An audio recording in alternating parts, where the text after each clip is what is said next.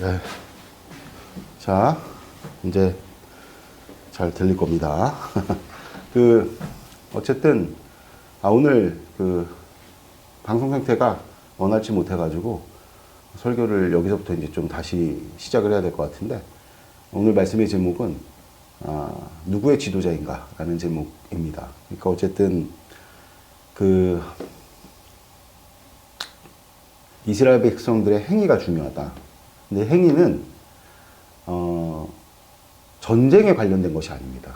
그러니까 하나님 비전을 제시를 하셨잖아요. 우리 인생에도 하나님께서 약속이라는 비전을 제시를 하시는데, 사실상 근데 그 약속을 우리가 감당한다. 그러니까 아브라함을 하나님께서 아브라함으로 개명시킬 때는, 아브라함의 꿈은 뭐 한 가정에 단아한 한 가정을 꾸려서 좋은 아버지. 이게 아마 사람들이 보통 이제 우리가 꿈꾸는 그런 소박한 그런 어떤 삶의 비전이라고 할 수 있겠으나 평범하고. 근데 하나님께서 그 아브라함을 아브라함으로 바꾸실 땐 여기서부터는 좀 이제 얘기가 달라지는 거예요. 열국의 아비가 될 거다. 그러니까 뭐 지금 우리로 치면은 거의 뭐 촌뜨기 혹은 이방인. 우리나라도 이제 외국에서 오는 노동자들을 처우하는 것이 굉장히 열악하잖아요. 아무리 우리가 선진국이고, 뭐 보니까 외국인들에 대해서 의료보험을 제공하는 나라가 몇 개 안 됩니다. 우리나라 그 중에 하나인데, 그러니까 최대한 뭔가 그 외국인들을, 우리나라도 인구가 좀 부족해져서 아마 점점점 그런 소중함들, 그런 것들이 더 이제 중요시 여기는 일들이 벌어질 걸로 예측되는데, 아직도 여전히 외국 사람과 특별히 이제 외국 노동자들, 뭐 동남아라든지 이런 곳에서 오신 분들과 한국의 노동자들의 어떤 그런 처우는 현격하죠. 바다마람 족속은 그 모든 당시에 아브라함이 속해 있던 바다마람 족속은 지금 우리로 치면 굉장히 열악한 족속이었어요. 수요도 작고. 그러니까 지금 우리로 치면 약소국이죠, 약소국. 후진국, 이런 데서 온 외국 노동자, 그럼 그쯤 될 겁니다, 지위가. 그런데 그런 사람이 만국의 아비가 될 거래요. 이게 말이 안 되죠.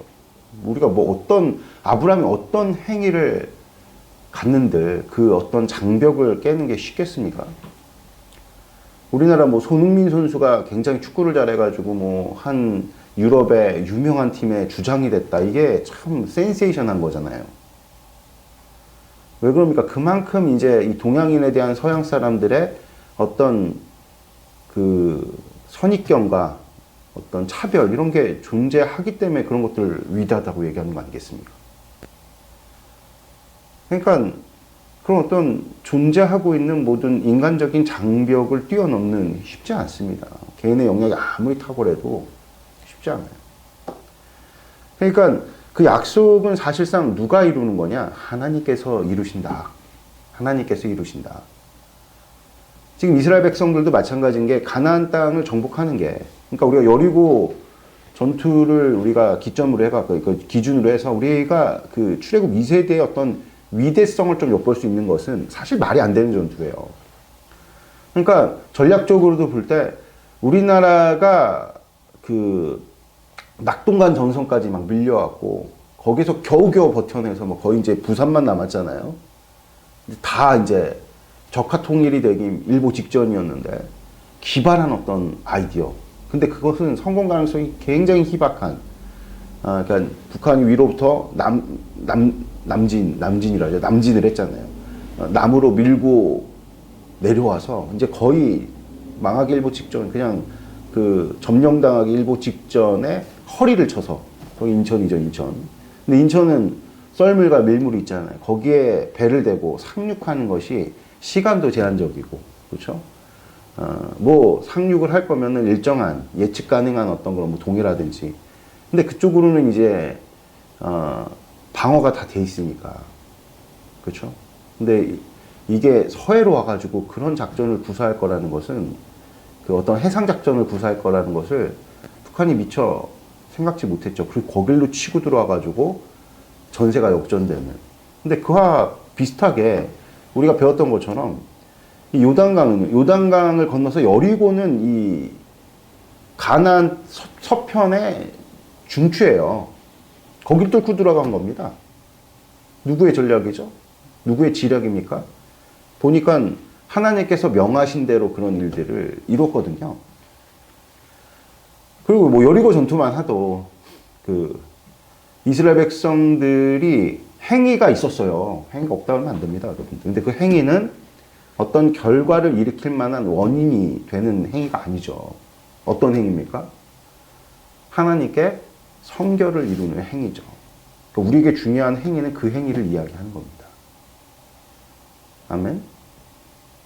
하나님께 예배가 돼요. 그렇다고 이것을 또 의식으로 착각하면 안 돼요. 뭔가 종교의식에 치성을 쌓으면 뭔가 신이 응답을 한다. 이런 차원으로 접근하는 것이 아니라 예배 행위는 결과적으로 하나님과의 관계, 신앙 고백, 관계가 중요하죠. 그러니까 남녀가 서로 교제할 때 주로 여자들이 답답한 게 뭡니까?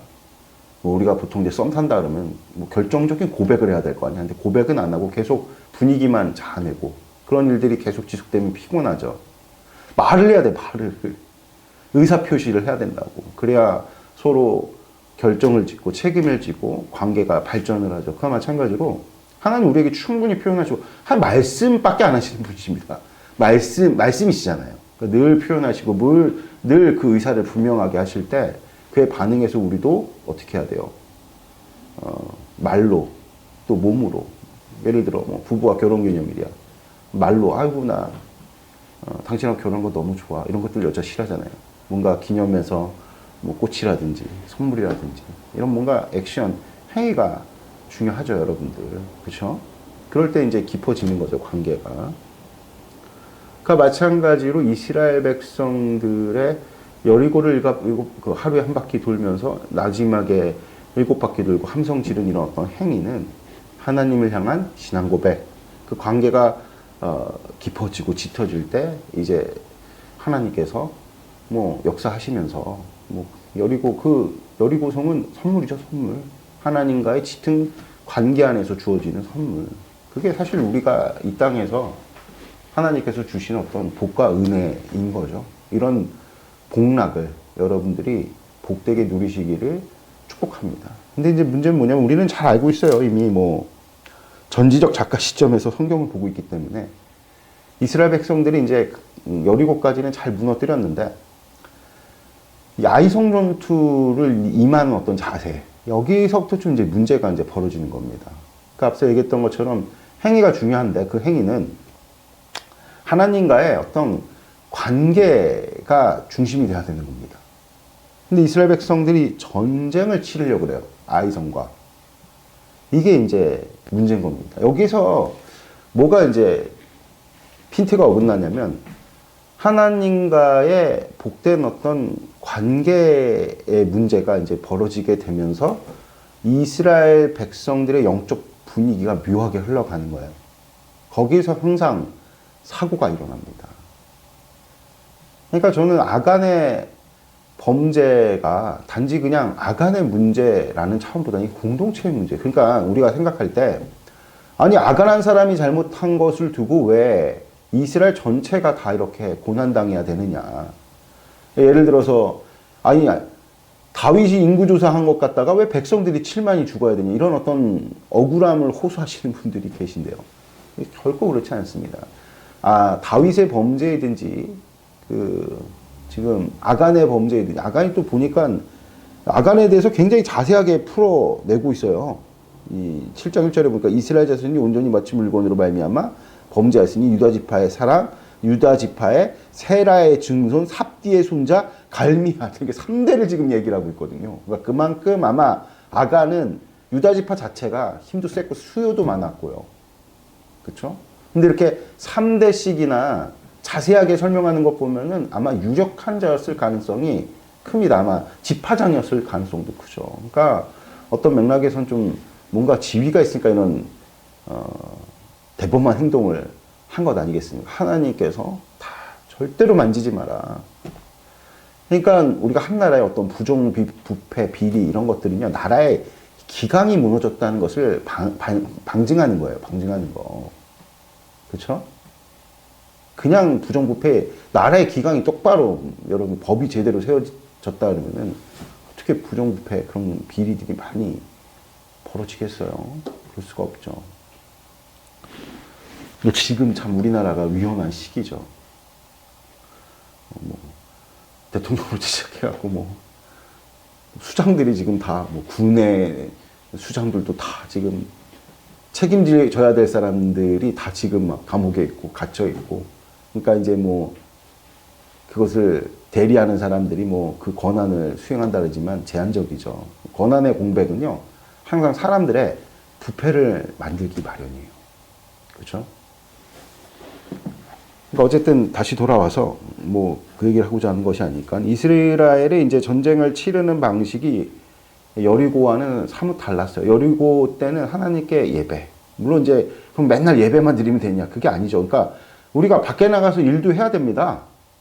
직장 생활도 열심히 하셔야 되고 뭐 관계도 열심히 해야. 근데 그 모든 우리가 밖에 나가갖고 행하는 모든 행위의 중심에 뭐가 있어야 되냐면 하나님과의 관계가 중요한 거예요. 그러니까 우리가 세상 사람들처럼 그냥 똑같이 살면 안 되는 것이, 우리가 뭐 회사에 나가서 뭐 돈을 버는 행위를 할 때도 우리가 이렇게 막 편법으로 남 것을 착취하고, 그러니까 뭐 어떤 우리가 종종 이제 교회 안에서 이렇게 관계 가운데 듣게 되어지는 어떤 사례들이 무엇이냐면, 기독교인인데 비기독교인들보다 훨씬 더 악독하고 착취적이고 그리고 욕심, 탐욕 이런 사례들을 들고 와서 어떻게 참 나는 부끄럽다 뭐 이런 얘기 하실 때가 있는데, 그거예요. 그러니까 우리가 항상 성찰하는 삶을 살아야 되는 것이 무엇이냐면, 우리의 삶의 승리의 요건은 하나님과의 관계이기 때문에 밖에 나가서 일하는 것도 우리 뭐가 돼야 되느냐? 예배가 돼야 되죠. 그래서 항상 우리 스승 목사님께서는 혼자 있을 때 뭐 차를 타고 간다거나 그럴 때 나오는 너의 본색이 너의 그 하나님을 향한 태도다. 뭐 이런 걸 이제 강조를 하시면서 말씀을 하시는데, 지극히 타당한 이야기인 거죠. 모든 것들이 예배가 돼야 되는 거예요. 그것이 이제 우선적 가치가 돼야 되는 겁니다. 그러니까 예배적으로 우리는 사회생활을 해야 되는 거예요. 그러니까 아이성전투도 그래야 되는데, 지금 보니까 이 사람들이 지금 하나님께 뭐 여쭙지도 않고 그냥 가고 정탐꾼 보낼 때, 우리가 이틀 전에 얘기했잖아요. 정탐꾼 보내는 이 지금 기조가 여리고 때랑은 사뭇 달라요. 여리고 때는 무엇을 발견하려고 했습니까? 과연 하나님께서 이 여리고 땅을 우리에게 주실 거냐? 그런 어떤 믿을 바를 찾기 위해서 정탐꾼을 보냈다 그러면 진짜, 그래서 그 정탐의 내용이 엄청 길잖아요. 근데 아이성 전투 때는 정탐의 내용이 단신이에요. 보냈다, 그리고 바로 돌아와가지고 이제 정탐꾼들이 거기 상황, 성의 상황이 이렇더라. 딱 두 줄. 근데 여리고 전투 때는, 여리고 성을 정탐할 때는 그 정탐의 내용이 거의 한 장을 차지하죠. 한 지면이 뭐야? 한 두 지면을 차지하고 있죠. 그 라합과의 만남과 또 서로 상호 간에 있었던 일, 그리고 서로 상호 간의 진술, 신앙 고백이죠. 그것을 또 보고하는 내용들까지. 그만큼 가치 있다는 거야, 하나님께. 그럼 아이성 전투의 정탐은 왜 이렇게 짧게 기록이 됐을까? 그만큼 가치가 없다는 겁니다. 근데 인간적 관점에서 볼 때 전쟁을 치르는 자의 필요한 정보로 볼 때는 사실상 반대예요. 여리고 성을 정탐했을 때 그 정탐의 내용은 전술적인 측면에서 볼 때 아무짝에도 쓸모가 없는 겁니다. 그냥 뭐 하나 건질 거 있다면 그 땅의 백성이 여호와의 군대를 두려워한다더라. 뭐 이 정도? 오히려 아이성 전투의 어떤 그런 그 정탐꾼들이 가서 보고 가져온 어떤 정보들은 전쟁에 더 유익할 수 있습니다. 뭐라고 얘기를 하냐면, 야, 그 땅의 백성들이 소수다. 우리가 그때 여리고 때 보니까 어마어마하게 사람들이 많았는데 성도 작고 소수니까 우리가 다 갈 필요가 없다.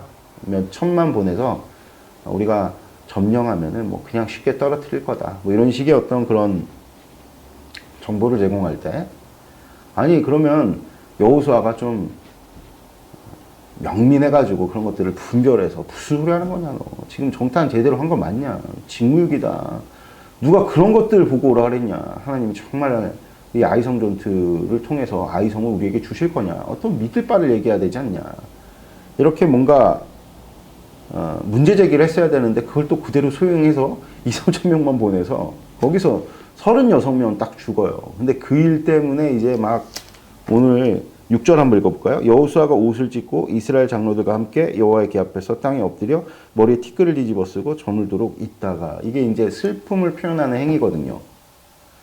그러니까 이스라엘 백성들이 뭔가 산 가운데, 그러니까 그들의 어떤 그런 국가적으로든 가정적으로든 사회적으로든 무슨 좀 심각한 문제가 생기게 되면 하나님 앞에서 이런 슬픔을 표현하는 양식이 있어요.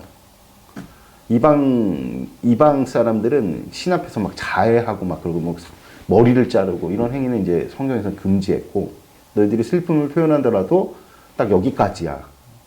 여기까지 표현할 수 있어. 그런 어떤 일정의 양식이 있는데, 그 양식대로 지금 모든 것들을 지금 슬픔, 자신들의 어떤 마음을 표현하고 있는 거죠. 그리고 이제 오늘 여호수아가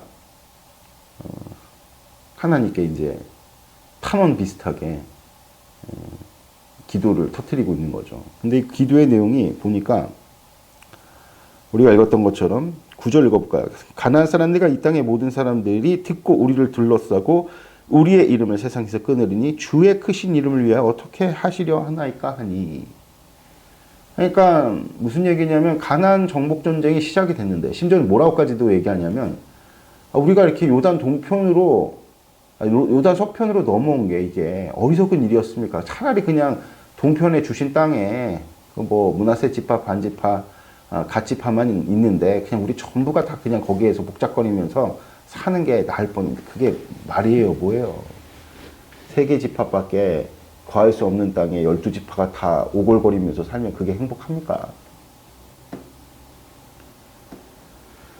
그러니까 마치 지금 요단 서편으로 넘어와가지고 행한 모든 일들이 가치없고 의미 없다, 뭐 이런 식으로 지금 이제 뭔가 이스라엘 백성들이 출애굽해가지고 좀 어려운 일이 벌어지니까 차라리 우리가 애굽에서 노예로 살던 때가 그때 여러분들 얼마나 부르짖었어요.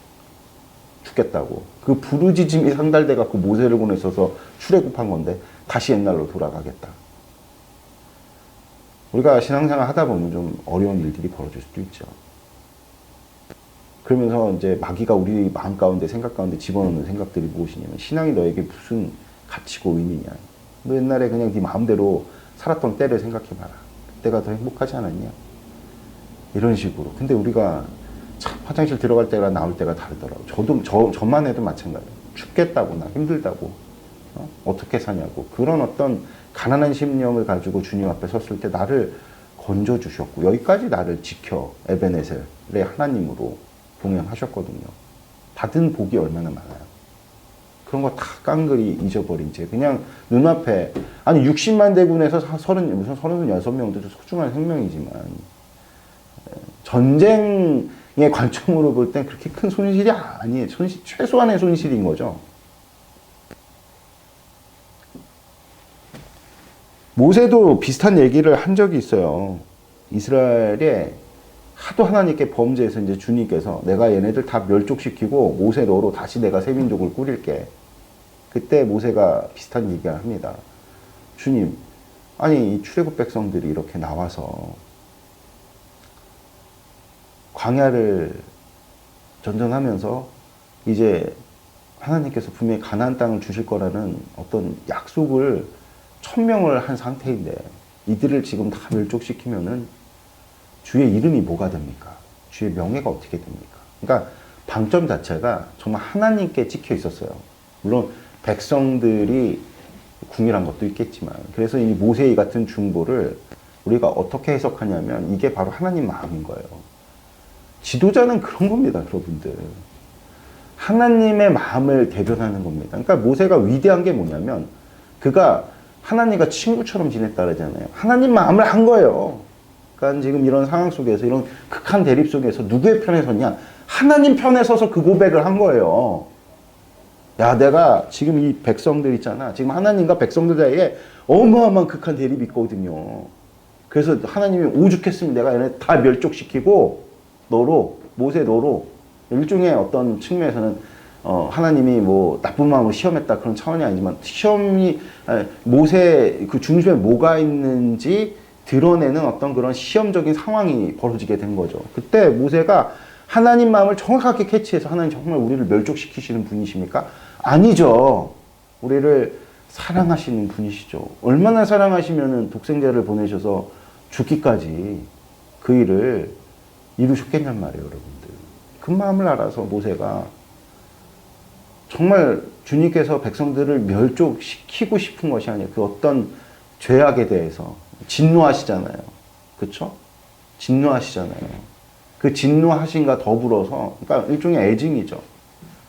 백성들을 가엾게 여기고 불쌍히 여기는 그 마음을 모세가 충분히 대변해서, 그때 모세가 그 얘기를 하지 않았다면은 하나님께서 일으키신 그 진노의 어떤 명분이 사그라들 수가 없어요.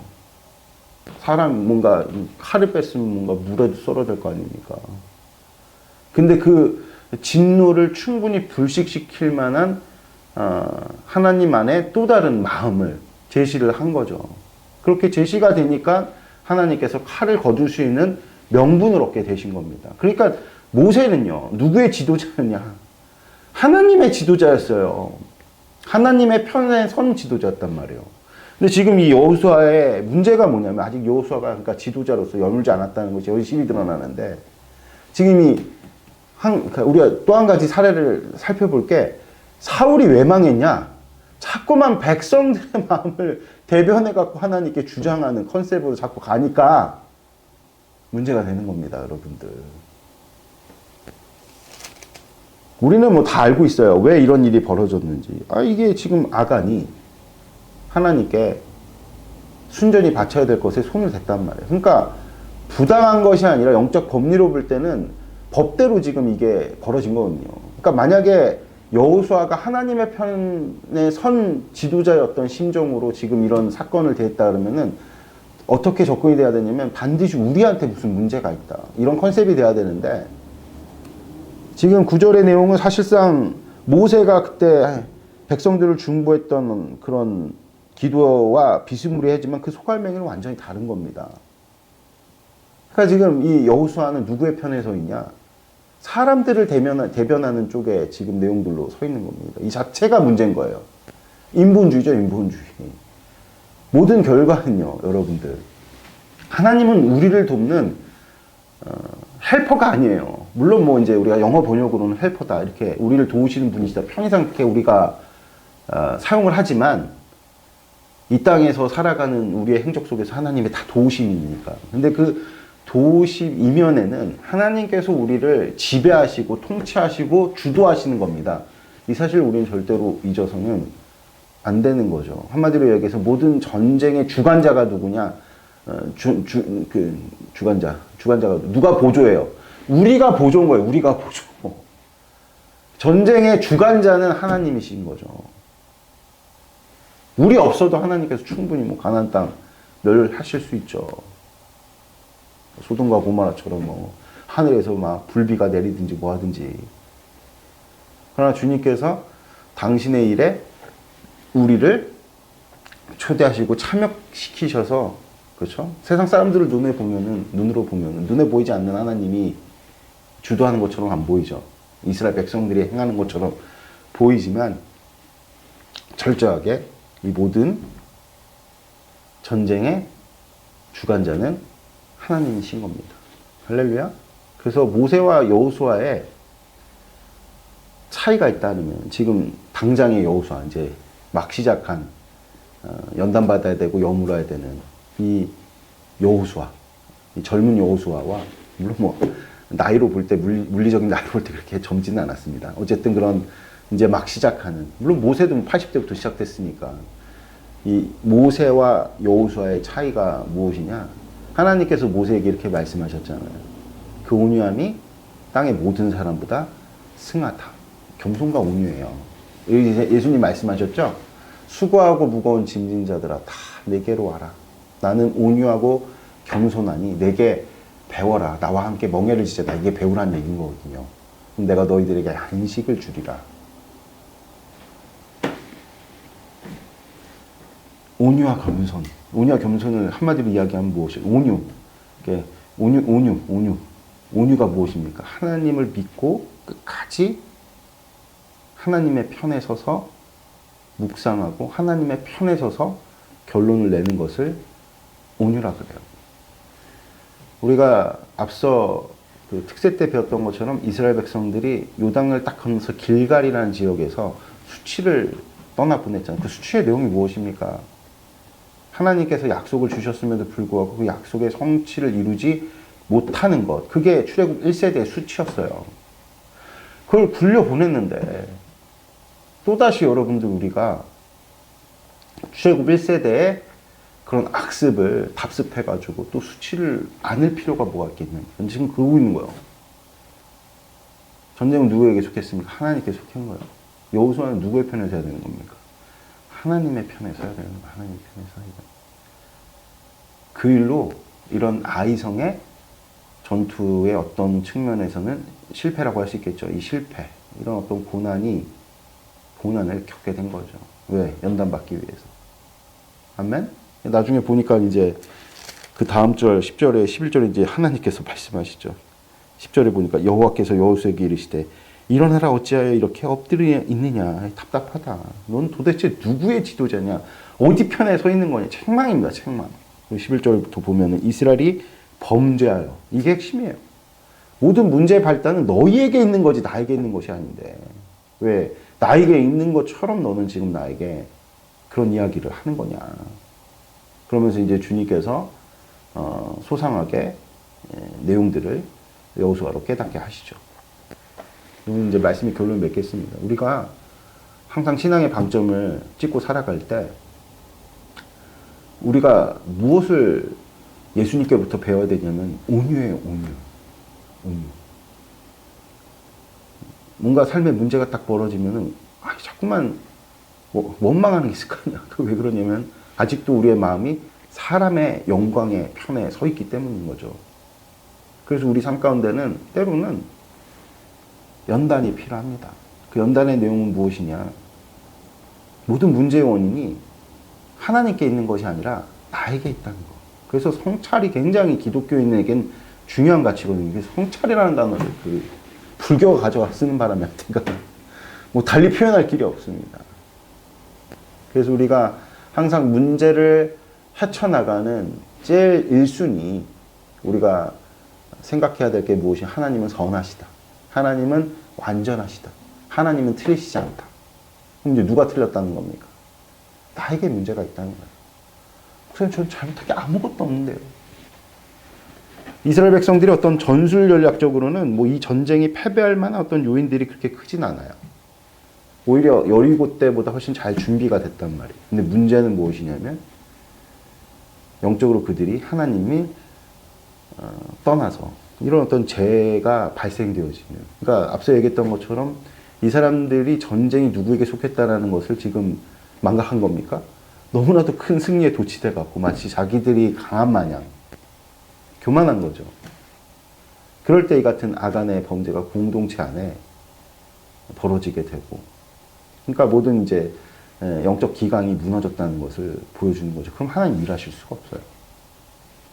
그래서 우리의 삶에 하나님께서 우리를 연단하시고자 일어난 문제에 대해서 여러분들 다시금 돌이켜 모든 문제의 원인이 바깥에 외부에 있는 것이 아니라 나와 내부에 있다라는 것을 여러분들이 분명하게 깨닫게 되시는 복된 은총이 있기를 바랍니다. 아멘.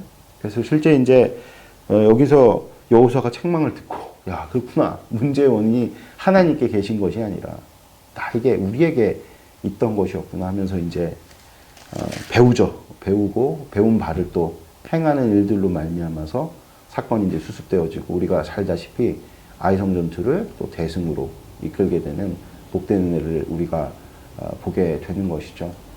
그래서 말씀 결론을 맺겠습니다. 우리는 하나님의 편에 선 자들인 거지. 여러분들 삶 가운데 어떠한 일이 벌어졌다 할지라도 우리가 사람을 대변하고 또 사람의 편, 사람의 영광을 위해서 살아가는 그런 존재들이 아니라는 사실을 분명하게 이 아침에 마음 가운데 새기시는 복된 축복이 있기를 주 예수 그리스도의 이름으로 축복드립니다. 그래서 여러분들 삶 가운데 벌어진 모든 문제에 대해서 자꾸만 남의 탓, 그렇죠? 혹은 환경 탓, 더 나아가서 하나님 탓하지 마시고 나와 하나님과의 관계 안에 그동안에 문제가 있지는 않았는가 돌이켜서 좀 회개하시는, 그래서 다시 한번 하나님과의 헛된 관계가 든든히 서 그걸 온유라 그래요. 그걸 겸손이라 그럽니다. 기도드리겠습니다.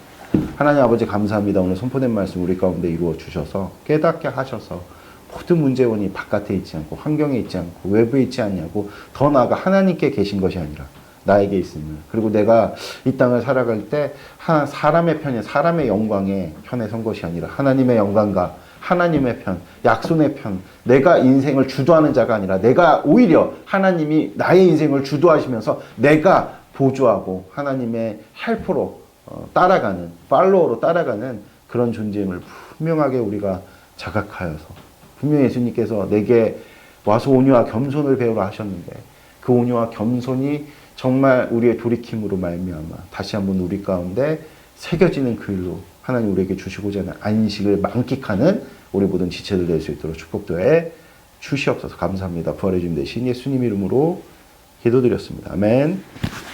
고맙습니다.